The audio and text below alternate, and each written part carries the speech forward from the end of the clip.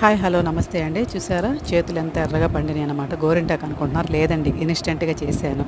చూసారా, అదేంటి చూసేద్దాము.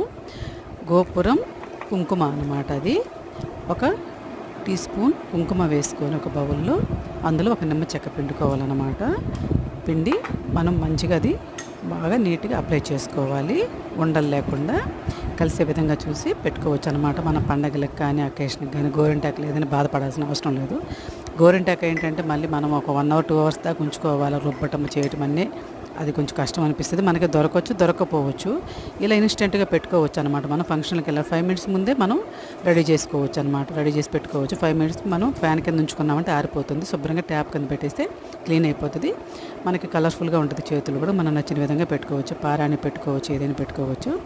ఓకేనా, చూసారా ఎంత ఎర్రగా ఉందన్నమాట. చాలా బాగా పండిందనమాట. నచ్చితే లైక్ చేయండి, షేర్ చేయండి, సబ్స్క్రైబ్ చేయండి. Okay, bye.